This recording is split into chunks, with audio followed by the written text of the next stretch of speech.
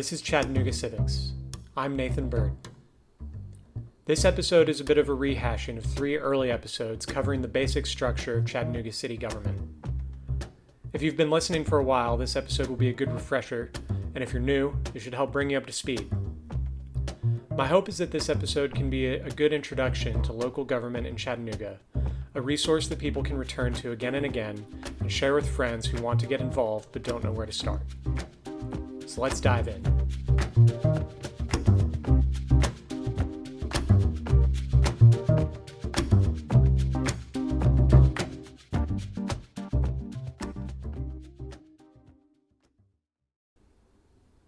When we talk about local government in Chattanooga, we're actually talking about 2 different governments. There's the city of Chattanooga, and there's Hamilton County. These 2 governments each have different responsibilities, powers, and structures. So why use this dual system? The reason is rooted in the way the state of Tennessee divides itself and delegates power.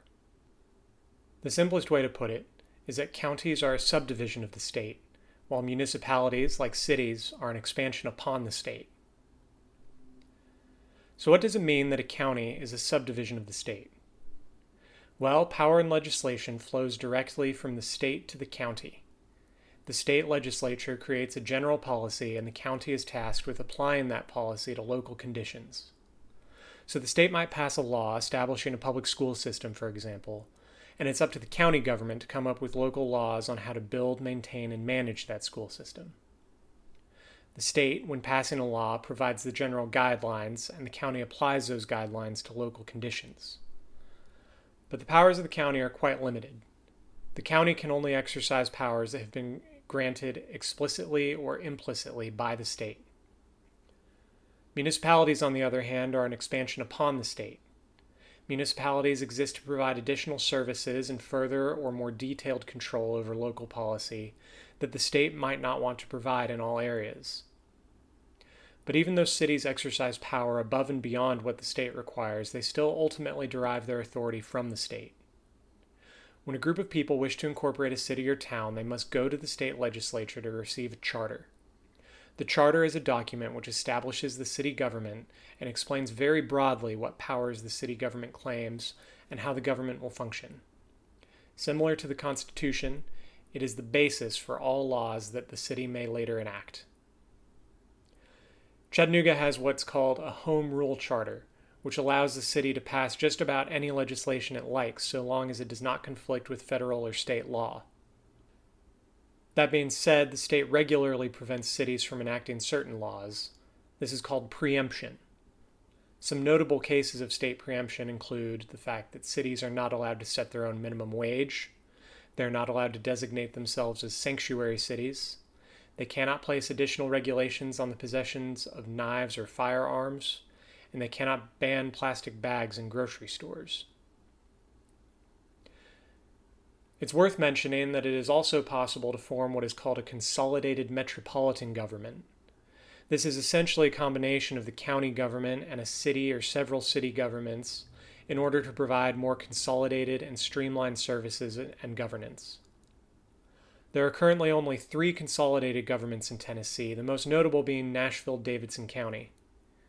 The actual consolidation can be complex, and while it might solve several issues like the duplication of services and conflicts of authority, it also leads to new problems like dilution of local control and usually an increase in taxes. Every so often, suggestions will be made for a consolidated Chattanooga-Hamilton County government, but those suggestions have not yet gained much traction. To sum up, both county and city derive their powers from the state.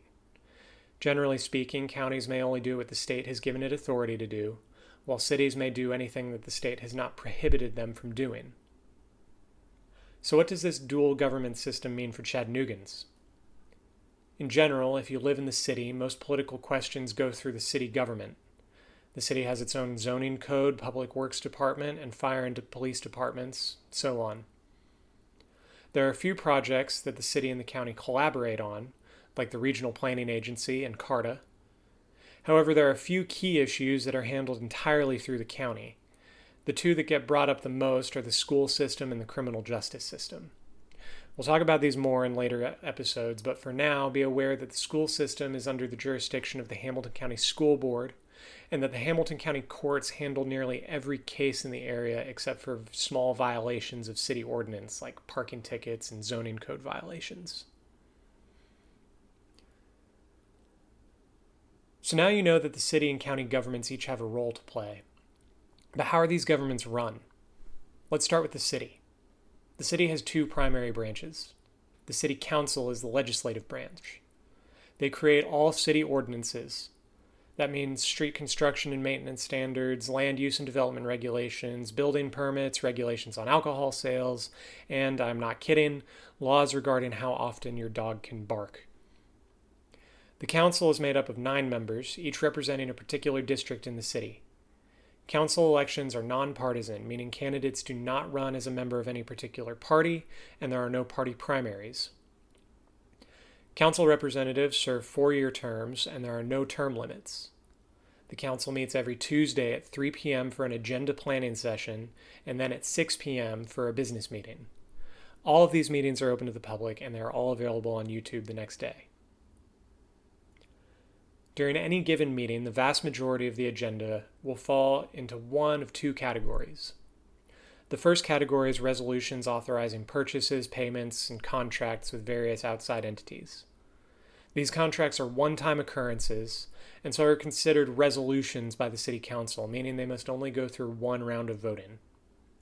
The second category is rezoning ordinances. When a property owner wishes to build something other than what is currently allowed by the zoning code, they must apply to have their property rezoned. These applications constitute a permanent change to the regulations governing the property, and so they're considered ordinances by the City Council, which means they must go through 2 rounds of voting, each round during a separate City Council meeting. There are, of course, other resolutions and ordinances which come before the Council, such as symbolic resolutions commemorating a particular event, ordinances amending the city budget, and things like that, but most of the business of the Council falls within those 2 categories. The mayor is the executive branch of the city. It is ultimately his job to determine how the laws that the City Council passes should be implemented. This implementation is generally carried out by city departments. When the mayor is elected, he has 60 days to write a plan for how the city departments should be organized, to add, remove, combine, or split city departments as the mayor sees fit. The plan must be approved by the City Council. The mayor then appoints all the department heads subject to the ratification of the City Council. There are 6 department heads which are listed in the charter, and while they're appointed by the mayor, their departments are not subject to the reorganization process. Those are the police chief, the fire chief, the chief financial officer, the city court clerk, the city treasurer, and the city attorney. A 2/3 majority of the City Council may remove any of the department heads at any time. In addition to department heads, the mayor appoints members to various board positions. There are 39 different boards, commissions, and committees that serve as advisory bodies to the city of Chattanooga, and the mayor has a hand in appointing members to most of them. These boards cover utility licensing, public art, permit appeals, and more.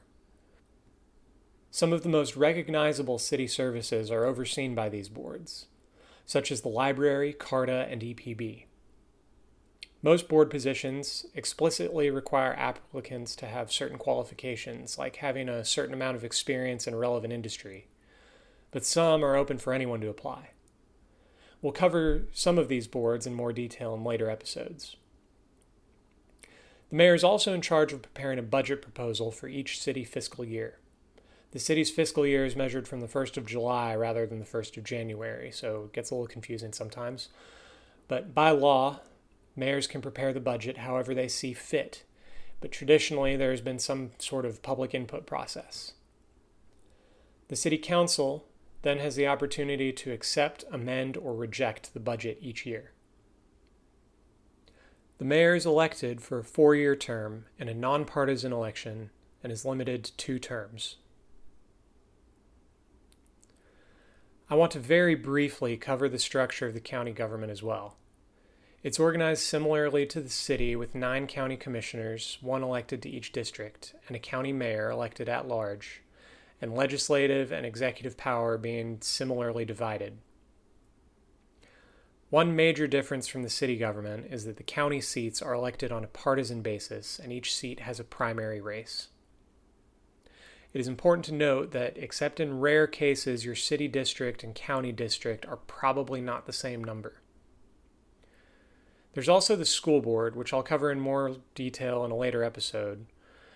But for now, just a general overview, the school board is tasked with forming policy for the school district that is in line with state guidelines. The school board is also in charge of hiring the school superintendent, who is essentially the executive director for the school system. There are 9 school board seats, split along the same lines as the county commission. The school board is one of the county branches which does not elect its members on a partisan basis. Now that we've all had this quick overview of local government, I invite you to check out the show notes, where you can find links to help you get involved.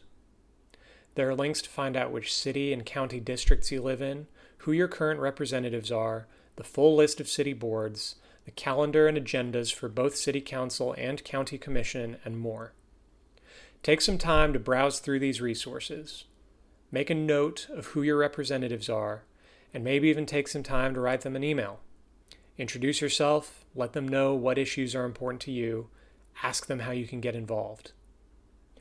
Let's all do what we can to build a culture of civic engagement in Chattanooga.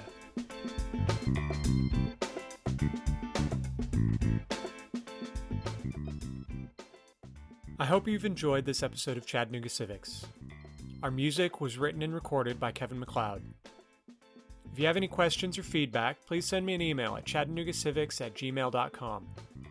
You can follow me on Facebook, Twitter, and Instagram @ChatCivics, or visit the website chattanoogacivics.com. Thanks for listening.